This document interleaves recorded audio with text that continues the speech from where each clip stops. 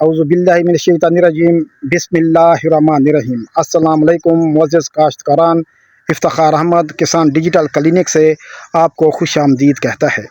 तो हम गुफ्तगू कर रहे थे लास्ट वीडियो में, जो कि मैंने सल्फ़र की अहमियत के ऊपर बनाई थी कि तिल्ली में इसकी क्या अहमियत है और इसको कब और क्यों डालना चाहिए। ठीक हो गया। तो हम इस पे जो है बात कर रहे थे कि आज हम बात करेंगे कि सल्फ़र जो है अब वो किन किन ज़राए से जो है वो हासिल होता है। तो वो पिछली वीडियो में डिस्कस हो चुका है।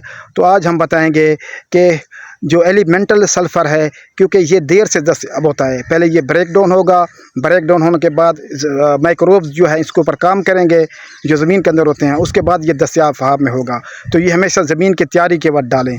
अगर आप उस वक्त नहीं डाल सके तो फिर आप इसको जो है पहले पानी के ऊपर भी डाल सकते हैं। एलिमेंटल सल्फ़र में जो सल्फ़र की मिक़दार होती है वो 80% होती है। इस तरह दूसरा सल्फ़र बेंटोनेट होता है, उसमें सल्फ़र जो है वो 90% होती है और बेंटोनेट की मिक़दार 10% होती है। ये भी हमेशा ज़मीन की तैयारी के वक्त डालें। ठीक हो गया। और ये तकरीबन जो है वो लंबे अरसे तक जो है वो पौधे को दस्तयाब होता रहता है। और एक सल्फ़र जो है अमोनियम सल्फ़ेट में पाया जाता है और पोटाशियम सल्फ़ेट में पाया जाता है। अमोनियम सल्फ़ेट में जो सल्फ़र पाया जाता है उसकी मिक़दार जो है वो 24% होती है। अगर आप एक बोरी 50 kg वाली जो है वो डालते हैं आपकी तिल की फसल में, तो आपको 12 किलोग्राम जो है वो सल्फ़र हासिल होता है। अगर इसी तरह आप पोटाश डालते हैं, ठीक हो गया, 50 kg या 25 kg, तो उसमें जो है वो 18% होता है। ठीक हो गया। तो सबसे जो अहम मरला है कि सल्फ़र जो है वो आप इसको लाजमी डालें। और उसके बाद जो सबसे ज़्यादा दस्तयाब होने वाली फार्म है वो सल्फ़ेट की फार्म है, जो अमोनियम सल्फ़ेट में सल्फ़र होता है। अगर आप अमोनियम सल्फ़ेट यूज़ कर लेते हैं तो फिर आपको बहुत कम जो है वो सल्फ़र जो है वो इजाफ़ी डालना पड़ता है, क्योंकि अमोनियम सल्फ़ेट से काफ़ी हद तक जो है वो सल्फ़र की रिक्वायरमेंट पूरी हो जाती है।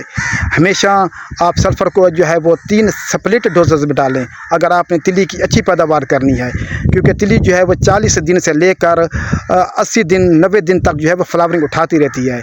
उसके बाद फिर फली बनती है, फली के अंदर फिर बीज बनता है। जब बीज बन रहा होता है तो उस वक्त एक अहम मरला होता है, क्योंकि बीज के अंदर जो है वो ऑयल बन रहा होता है। ऑयल जो बनता है वो फैटी एसिड से बनता है और ग्लिसरॉल से बनता है, और इनको जो बनाने वाले होते हैं वो अमीनो एसिड होते हैं। और ये अमीनो एसिड जो होते हैं ये कौन बनाता है? यही आपका जो है वो सल्फ़र बनाता है।